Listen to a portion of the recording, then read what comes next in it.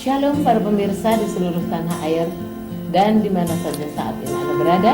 Kita sangat senang sekali karena kita dapat berjumpa kembali dengan acara biasa kita, yaitu memperdalami pelajaran firman Tuhan. Para pemirsa, pada hari ini kita senang sekali karena yang akan memberikan narasumber kita keterangan tentang pelajaran kita ini yaitu Bapak Adri Kaunang. Beliau adalah sebagai direktur ASI. Baik Pak Adri, shalom. Shalom. Sehat Pak. Luar biasa, puji Tuhan. Baik, Pak Adri, kita akan belajar dan pelajar firman Tuhan. Tidak terasa sekarang sudah episode yang kelima, yaitu yang berjudul bertumbuh dalam Kristus. Pak Adri, kita untuk pelajar ini mungkin ada ayat yang bisa menunjang dalam pelajaran kita. Dan ayat hafalan kita diambil dari Kolose 2 ayat 15. Saya akan bacakan Pak Adri ya. Ia telah melucuti pemerintah-pemerintah dan penguasa-penguasa dan menjadikan mereka tontonan umum dalam kemenangannya atas mereka. Tadi kalau kita lihat judulnya di sini, bertumbuh dalam Kristus, berarti ada suatu pertumbuhan yang sangat luar biasa Pak ya. Tapi tentunya dengan Kristus di sini. Pak Adi, dalam hitungan di sini atau dalam pelajaran kita ini, satu amandemen terhadap dasar-dasar kepercayaan gereja kita ya Pak ya. Amin. Disetujui pada satu rapat General Conference pada waktu itu yang ke-58 ya Pak ya, kurang lebih tahun 2005. Itu diberi judul bertumbuh dalam Kristus. Bagaimana Pak Adri, bila mana pernyataan itu kita analisis di sini. Dari pokok-pokok penting berikut ini akan menjadi supaya jelas ya Pak ya, bahwa Yesus telah mengalahkan kuasa setan dan kuasa kejahatan. Mungkin Pak Adri bisa jelaskan dengan istilah bertumbuh dalam Kristus. Di mana mungkin Pak Adri jelaskan di sini bagaimana pertumbuhan atau bertumbuh dalam Kristus itu yang sejatinya. Oke, shalom, selamat. Dengan waktu yang luar biasa ini saya tentunya memuji Tuhan. Saya dan saudara berada di mana kita berada bersama-sama. Waktu yang luar biasa, Allah Yehova Jireh sudah memberikan opportunity, kesempatan kepada saya dan saudara untuk bernapas. Itu dulu yang pertama, saudara syukuri. Pelajaran pada waktu yang luar biasa ini adalah berpusat kepada kata bertumbuh. Saudara, tanpa sudah sadari ada dua hal penting yang kita akan bahas di sini. Bertumbuh secara jasmani dan bertumbuh secara rohani. Bertumbuh secara jasmani kita bisa lihat ada berapa aspek penting. Yang pertama saya catat di sini adalah pertumbuhan jasmani yang luar biasa adalah pemberian makanan yang tepat. Istilahnya mens sano in corpore sano. Di dalam tubuh yang sehat terdapat pikiran yang luar biasa. Artinya 4 sehat 5 sempurna itu harus dilakukan setiap hari kepada setiap pribadi yang ingin bertumbuh. Yang kedua, saya belum masuk kepada pertumbuhan rohani. Pertumbuhan jasmani mencakup lingkungan. Saudara akan stres bila mana saudara berada di lingkaran orang-orang yang tidak mengenal etika kehidupan. Yang ketiga, pemeliharaan. Saudara bisa bertumbuh secara jasmani jika saudara berkehidupan di dalam memelihara, istilahnya dalam bahasa Inggris stewardship ya, penata layanan lingkungan hidup yang baik dan positif. Kalau saudara banyak menghirup udara-udara yang tidak baik, apalagi di ibu kota, di negara-negara besar, tentunya kehidupan saudara akan tidak baik. Yang berikut adalah olahraga, pendidikan, latihan, dan kehidupan yang memiliki tujuan. Namun pelajaran pada saat ini adalah kita akan bertumbuh di dalam Yesus. Saudara akan menjadi dewasa bila mana saudara akan bertumbuh di dalam Yesus dengan syarat-syarat yang akan kita mulai sebagai berikut. Tentunya yang menarik di sini adalah proses pertumbuhan itu dimulai dengan kata kematian. Saya akan mengambil 3 poin penting di sini, Bu. Karena kehidupan bermula dengan kematian. Itulah pertumbuhan secara Kristiani. Yang pertama adalah kematian Kristus di salib memungkinkan adanya kehidupan baru kita. Inilah pertumbuhan yang pertama. Yesus sudah mati untuk saya dan saudara, dan inilah pertumbuhan yang menjadi dasar konsep kita sebagai umat-umat Nasrani. Yang kedua, dikatakan bahwa kematian diri memungkinkan kita menerima kehidupan yang Kristus tawarkan. Artinya bahwa kita mati di dalam dosa, kita tidak dapat melawan dosa itu, tetapi Yesus sudah mati untuk dosa saya dan saudara. Itulah pertumbuhan yang sejati. Yang ketiga, hasilnya kita berjalan dalam kebaruan hidup. Inilah pola dasar dari pertanyaan Ibu Yuni yang luar biasa tadi tentang pertumbuhan rohani yang berpusat kepada Yesus, bukan pertumbuhan jasmani yang berpusat kepada kehidupan kita dan lingkungan di mana kita berada. Dan pelajaran selanjutnya kita akan lihat bagaimana pertumbuhan di dalam Yesus itu efektif bila mana kita mau menerima apa kata firman. Itu dulu Ibu Yuni yang luar biasa. Ya, luar biasa sekali Pak Adi. Tadi sudah dijelaskan bagaimana pertumbuhan sadar jasmani awalnya, kemudian kita masuk ke lingkup pertumbuhan dalam rohani, Pak. Amin. Nah Pak Adi, kalau di sini kita melihat bahwa ada suatu kekristenan penganut adalah suatu agama penebusan. Ya. Di mana-mana diselamatkan dan kehancuran dosa juga melalui apa yang telah diperbuat oleh Yesus bagi kita semua. Ya. Nah Pak Adi, bagaimana kira-kira tentang konsep penebusan ini? Oke. Saya tertarik untuk membacakan satu kutipan di dalam buku The Apostolic Preaching of the Cross, Grand Rapids, Earthman Publishing Co. 65 halaman 61. Dikatakan bahwa saat perjanjian baru berbicara tentang penebusan, maka kecuali bahasa kita salah, itu berarti bahwa Kristus telah membayar harga penebusan kita. Next, sampai jumlah yang dibayarkan harus setara dengan harga pengganti yang diwajibkan. Jadi tidak ada teori praktis atau teori extraordinary. Yang ada adalah bersumber kepada konsep Yohanes 8 ayat 34 bahwa kita tidak dapat untuk menebus diri sendiri kecuali Kristus merupakan penebusan yang utama dari dosa. Jadi ingat, tidak ada teori lain kecuali bahwa penebusan itu hanya sanggup dilakukan oleh Yesus untuk menyelamatkan kehidupan kita dari dosa. Itu yang menarik, Bu. Kita berjalan kembali Pak. Tadi dikatakan bahwa hanya satu konsep, yaitu hanya Yesus yang bisa menebus dosa umat manusia. Amin. Ya. Kalau begitu Pak, pada waktu belum terjadi penebusan, maka apakah kita menjadi budak-budak daripada dosa itu sendiri? Ya. Nah, untuk kita tidak menjadi budak-budak dari dosa itu sendiri, bagaimana kita secara yang tadinya kita statusnya sebagai budak dosa menjadi budak yang dimerdekakan? Oke, terima kasih. Konsep atau jawaban pemahaman dari pertanyaan tadi kita bisa dasari di dalam buku Perjanjian Baru. Apa kata Rasul Paulus? Dikatakan dalam buku Galati 2 ayat 19-20, aku telah disalibkan dengan Kristus. Ingat, namun aku hidup, tetapi bukan lagi aku sendiri yang hidup, melainkan Kristus yang hidup di dalam aku. Dan hidupku yang kuhidupi sekarang di dalam daging adalah hidup oleh iman dalam Anak Allah yang telah mengasihi aku dan menyerahkan dirinya untuk aku. Atau manusia lama kita telah turut disalibkan supaya dosa kita hilang kuasanya.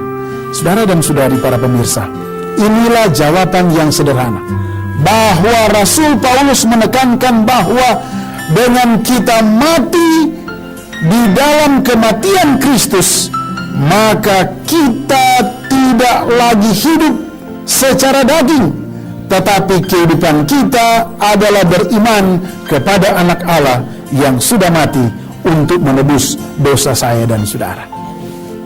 Kalau begitu Pak Adi, kalau kita sudah ditebus oleh Tuhan, kemudian kita sudah dibayar dengan tunai dengan darahnya dicurahkan, berarti kalau kita sudah dibayar oleh Yesus, berarti kita sudah menjadi milik Dia. Amin. Nah, dalam hal memiliki Dia, jadi kita dalam hal ini cocok dengan pembicaraan kita kali ini, yaitu bertumbuh dalam Kristus. Ya. Kalau kita sudah dibayar, kita memerlukan pertumbuhan. Amin. Kira-kira pertumbuhan apa yang nyata ya Pak Adi, yang bisa kita perlihatkan bahwa Yesus itu telah bertumbuh dalam kehidupan kita? Terima kasih Ibu Yuni, pertanyaan yang baik dan pertanyaan yang general, dan tentunya para publik harus memahami jawaban secara satu demi satu. saya akan kupas ada 7 jawaban yang berhubungan dengan pertanyaan tadi. Yang pertama adalah tanda-tanda bertumbuh dalam Kristus seseorang itu adalah sebagai berikut. Pertama, suatu kehidupan roh.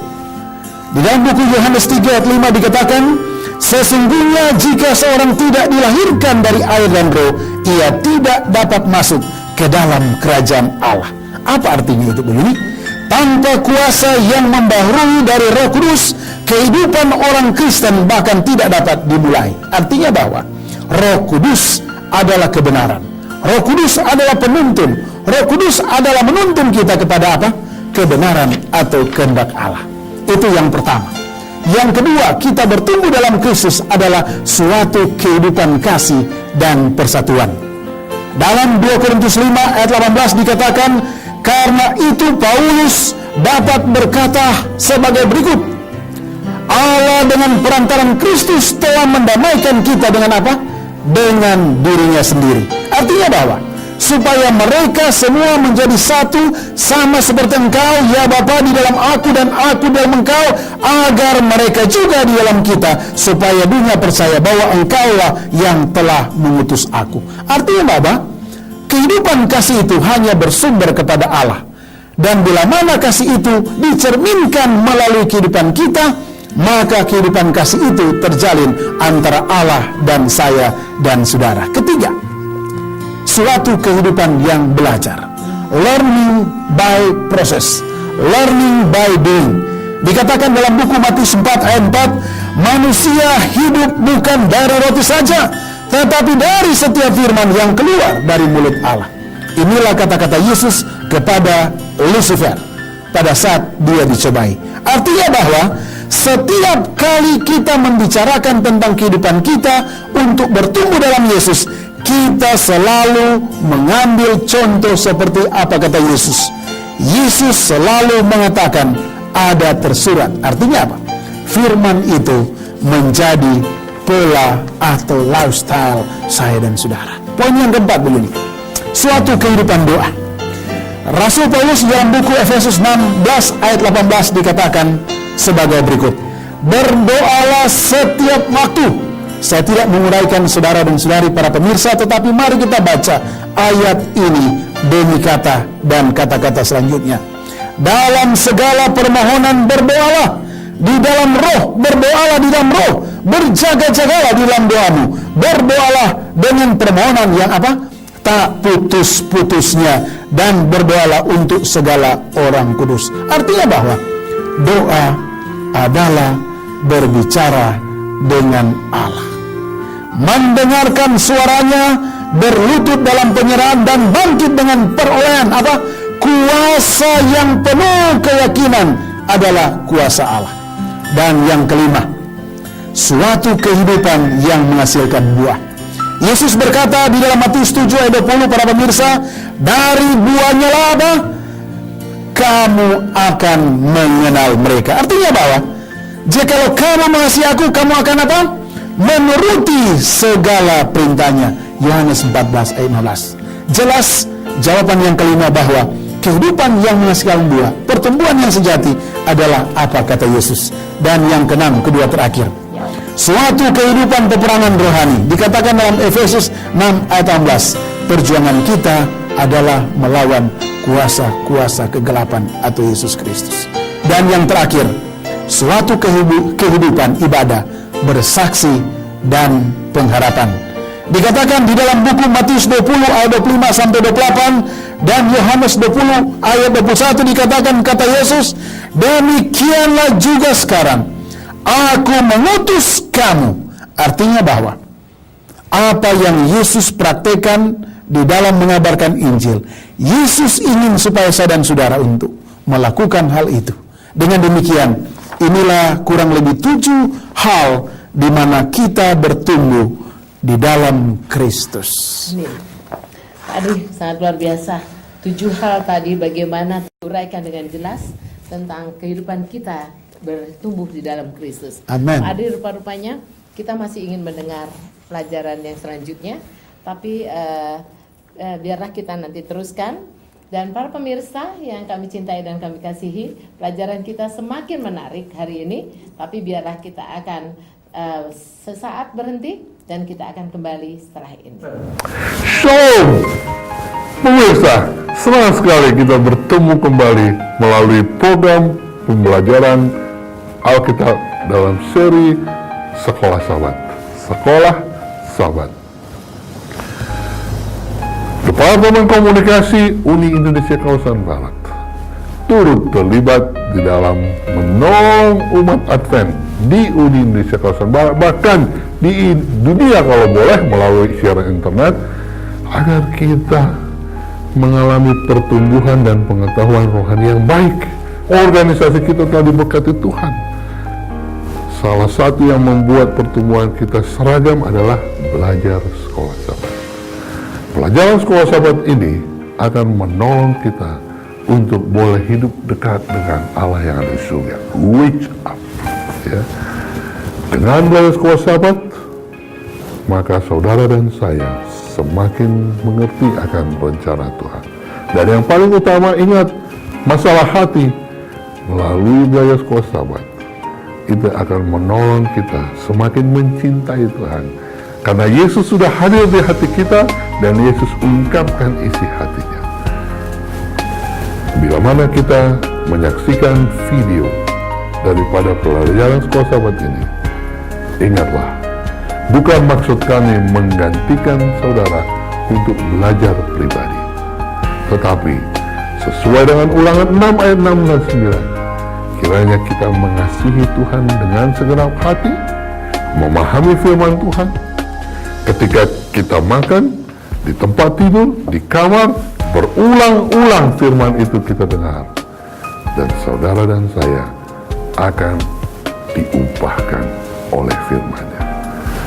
Semoga Tuhan yang baik dapat menolong kita untuk semakin rajin belajar sekolah sahabat dan semakin rajin menyampaikan firman Tuhan terhadap sesama. Tuhan memberkati. Shalom pemirsa, kita akan kembali lagi dalam pelajaran kita yang semakin kita ingin mengetahui tentunya bagaimana keadaan dalam bertumbuh dalam Kristus ini. Tadi kita kembali teruskan pelajaran kita. Kalau tadi 7 hal yang sangat luar biasa yang sudah diuraikan, kita kembali sekarang Pak keadaannya ini, karena di mana Alkitab juga menggambarkan Pak ya, bahwa dunia kita ini sedang berada di bawah penguasaan kekuatan jahat yang berusaha mengembalikan dan mengendalikan dan pada akhirnya juga akan menghancurkan kita. Kira-kira Pak, untuk mengatasi masalah yang seperti ini, usaha kita di samping bertumbuh dalam Kristus tadi, karena kita sudah bertumbuh, nah bagaimana Pak kita untuk mengatasi di mana sekarang saat ini penguasa ada yang sedang mengendalikan kekuasaan jahat ini berusaha menghancurkan rencana dan kekayaan. Oke, terima kasih. Shalom para pemirsa, pelajaran yang luar biasa, karena item-item ini sering kita hadapi karena kita hidup di dunia yang penuh dengan kejahatan dan dosa. Saya tertarik untuk membahas dalam bahasa Yunani dikatakan archai.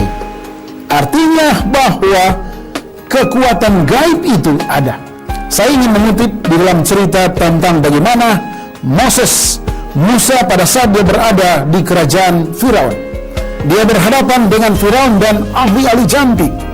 Ada kemungkinan di sana bila mana dia fatal, iman kepada Allah dia bisa gagal. Sudah lihat bila mana Firaun dengan anak buahnya mengambil tongkat dan memukul ke lantai, timbul apa? Seekor ular, bahkan lebih dari satu. Ini menandakan bahwa kuasa kegelapan ini ada dari zaman Firaun sampai zaman kita. Yang kedua, pada saat Saul ingin memaksakan supaya Nabi Samuel akan bangkit, dia pergi ke Perempuan Endor. Dan di sana kelihatan inilah aura atau kuasa kegelapan. Saya dan saudara tidak menyalahkan pemerintah di sini. Tetapi titik lemah, weakness point dari apa yang dikatakan 1 Yohanes 3 ayat 8 sampai Roma 8 ayat 38 adalah kuasa-kuasa dunia yang digerakkan oleh kuasa setan. Saman tahyul dari saman ke saman kebodohan dari saman ke saman, mengartikan bahwa seorang leadership dari mereka adalah setan. Saya dan saudara, di samping kiri juga ada kuasa-kuasa ini. Pertanyaannya adalah, bagaimana supaya kita dapat menaklukkan akan kuasa ini? Ada 7 metode yang saya sudah bahas tadi. Adalah metode yang sangat menarik. Adalah apa kata Yesus? Ada tersurat. Saudara, bila mana saudara ingin berpengalaman dengan Yesus untuk mengalahkan hal-hal ini, saudara harus mengambil firman Allah dan mengatakan ada tersurat. Saya tidak bisa membayangkan, di dalam Alkitab ada juga 2 versi. Orang yang setia kepada Allah seperti Stefanus juga pun mati, dan orang yang tidak setia kepada Allah juga mati pun. Kita lihat bagaimana pasukan Mesir mati konyol di laut apa? Laut Merah. Tetapi konsep untuk mengalahkan kuasa-kuasa ini dalam bahasa Yunani archai ini adalah, pertama, apa kata firman, dan yang kedua, apa kata Yesus? Berdoa, berdoa, dan berdoa. Inilah solusi-solusi yang sederhana, tetapi jangan lupa, kehendak Allah lah rancangan dan jalan Allah yang menjadi bagian saya dan saudara. Tugas kita adalah mengikuti apa kata Yesus, dan kita praktekkan setiap hari. Baik, Adri, luar biasa sekali dalam perbincangan ini, dalam kita mempelajari pelajaran firman Tuhan ini.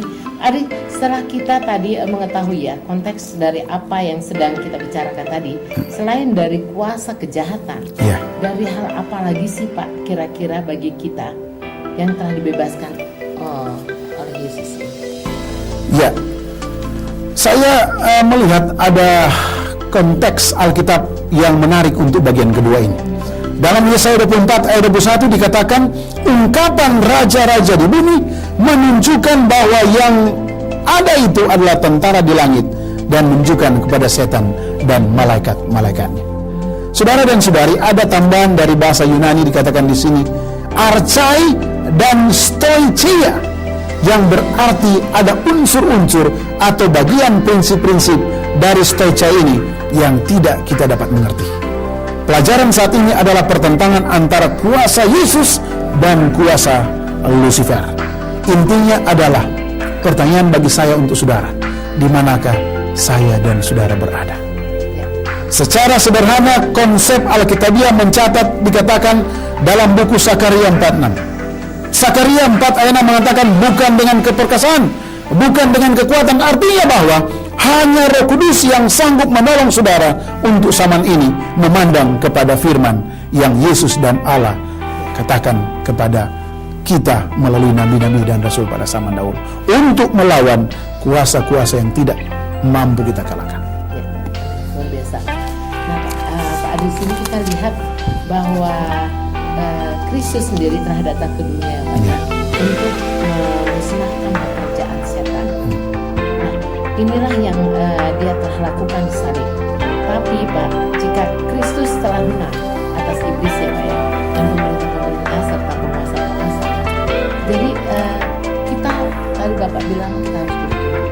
7 hal sudah disebutkan bahwa Yesus sudah memerdekakan kita dalam dosa. Nah, sekarang bagaimana Pak si pembunuh itu atau si pendusta atau si penjahat ini dalam pertentangan besar antara kuasa Kristus dan kuasa setan atau Lucifer? Ini suatu pertarungan yang sangat besar. Amin. Bagaimana Pak si pembunuh itu dinyatakan bahwa itu kalah daripada Yesus? Oke, saya ingin membacakan beberapa kutipan yang sangat baik dan positif. Yang pertama dalam Kolose 2 ayat 13. Dikatakan, dengan demikian salib telah menjadi suatu alat kemenangan Allah atas kejahatan. Yang kedua, suatu pertunjukan di alam semesta tentang pendamaian seluruh dunia melalui salib. Suatu kepastian akan kemungkinan saat ini untuk melihat kehidupan yang menang saat pertumbuhan dalam Kristus. Dan akhirnya, melalui kematian Yesus, dalam 1 Petrus 1 ayat 19 dikatakan sebagai berikut. Dosa itu nyata, dosa itu menuntut pengorbanan, genggaman dosa itu begitu kuat dan mematikan, sehingga pengampunan dosa dan kebebasan dari kuasanya dan rasa bersalah yang diakibatnya tidak mungkin tanpa darah yang mahal, yaitu darah Kristus. Ingat, metode Yesus sangat sederhana. Yesus sudah datang ke dunia ini Yesus sudah mati, dan Yesus sudah bangkit. Inilah yang tidak dapat diprediksi oleh Lucifer. Dan kebangkitan Yesus ini adalah merupakan momentum bagi kita sebagai umat-umat yang percaya kepada Yesus untuk mengatakan, Tuhan, ajarlah kami untuk melakukan apa yang benar menurut Yesus, apa yang hidup menurut Yesus, dan kasih-Mu yang luar biasa. Inilah pedoman-pedoman yang sederhana yang membuka mata kita untuk dapat mengalahkan kuasa-kuasa kegelapan hanya melihat kepada salib Yesus. Amin. Baik Pak Adri, pelajaran kita hari ini sangat luar biasa, bertumbuh dalam Kristus dengan apa yang sudah dijelaskan tadi satu persatu oleh Pak Adri sampai yang terakhir, bahwa Yesuslah yang sudah menang atas kuasa daripada Lucifer ini. Boleh Pak Adri, untuk saat ini kita akan rangkumkan satu pelajaran kita hari ini, dan Pak Adri boleh rangkumkan itu semua supaya kita boleh belajar kembali dan kita dapat menjadikan ini adalah suatu pelajaran dalam kehidupan kita, betapa luar biasanya Yesus yang sudah mati untuk kita.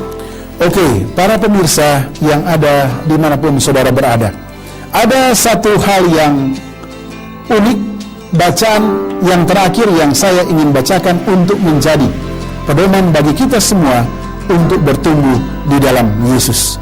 Yang pertama, kedua, dan terakhir, hidupkanlah suatu kehidupan yang disucikan, kata Rasul, yang sama, agar roh, jiwa, dan tubuh boleh terpelihara. Artinya bahwa bila mana saudara bertumbuh di dalam Yesus, saudara harus melakukan apa yang dikatakan oleh Yesus. Yang kedua, marilah kita memuji Allah. Berdoa, kata-kata yang diucapkan kepada wakil-wakil Kristus itu harus tertuju kepada Allah yang di surga. Dan yang terakhir, artinya bahwa bagi ibadah yang lebih agung, yang ke dalamnya tidak akan masuk satupun yang dapat mencemarkan. Artinya bahwa apa kata Yesus, kita sebagai utusan-utusan itu harus menghidupkan kehidupan kita melalui beberapa poin yang saya bacakan tadi. Memuji, berdoa, kehidupan yang sesuai dengan firman Allah, walaupun kita tidak sanggup menghadapinya itu. Hanya melalui apa? Kuasa Roh Kudus. Kita undang kuasa Roh Kudus, karena kita hidup di dunia yang tidak mampu kita atasi. Amin. Luar biasa. Baik para pemirsa, pelajaran kita hari ini sangat luar biasa sekali yang kami bawakan oleh Bapak Adi dan Ibu Asli di sini, di mana setelah dijelaskan dengan jelas sekali bagaimana kita harus bertumbuh dan hal-hal yang harus kita hidupkan dalam kehidupan kita. Tadi ingat para pemirsa, ada 7 hal yang sangat penting sekali dalam kita bertumbuh dalam Yesus. Tuhan telah memberikan kepada kita kesempatan untuk hidup kembali, yang mana awal yang kita mempunyai adalah dosa yang susah sekali kita atasi. Tetapi ternyata setelah dijelaskan tadi, kuasa Yesus telah memerdekakan kita daripada dosa. Saudara-saudara para pendengar, kami senang sekali karena kita akan pelajari nanti di hari-hari berikut tentunya dengan topik yang berbeda dan narasumber yang kita sama, yaitu Bapak Adi Tauri. Nah, untuk itu biarlah kita boleh belajar setiap saat, bukan untuk kita sendiri. Anda boleh memberikan pelajaran ini kepada sahabat-sahabat, keluarga, saudara-saudara, atau teman-teman dekat Anda. Dan biarlah kita senantiasa seperti Pak Adi katakan tadi, kita berdoa, dan berdoa. Baik para pemirsa, sebelum kita mengakhiri ini, kita akan minta Pak Adi untuk mendoakan para pemirsa yang saat ini mengikuti acara kita, juga untuk tentunya seluruh keluarga kita masing-masing dan bangsa Indonesia. Baiklah, kita satu dalam doa. Ya Allah, Bapa kami yang ada di dalam kerajaan surga, pelajaran yang indah pada saat ini adalah bertumbuh bersama dengan Yesus. Ya Bapa, ada berapa poin yang penting di sini adalah Tuhan, ajarlah kami untuk rajin membaca firman-Mu setiap saat. Ajarlah kami untuk berdoa setiap saat. Ajarlah kami untuk memuji nama Allah setiap saat. Inilah yang kami butuhkan untuk zaman saat ini. Bapa, kami tidak sanggup untuk mengalahkan kuasa-kuasa kegelapan, kuasa-kuasa kejahatan. Kami tidak sanggup untuk menghadapi kuasa Lucifer yang begitu luar biasa. Tetapi kami punya Allah yang hidup, Yesus yang sudah mati dan bangkit untuk menebus dosa kami semua. Ajarlah para pemirsa untuk setia melihat kepada Injil yang benar, dan biarlah kuasa Roh Kudus menjadi bagian kami semua. Berkati pemerintah kami yang tercinta, biarlah hikmat dari sorga mengarahkan mereka untuk memimpin bangsa yang begitu besar ini. Terima kasih Bapa, terpujilah nama-Mu. Dalam nama Yesus Tuhan dan Juru Selamat kami sudah berdoa. Haleluya. Amin. Amin.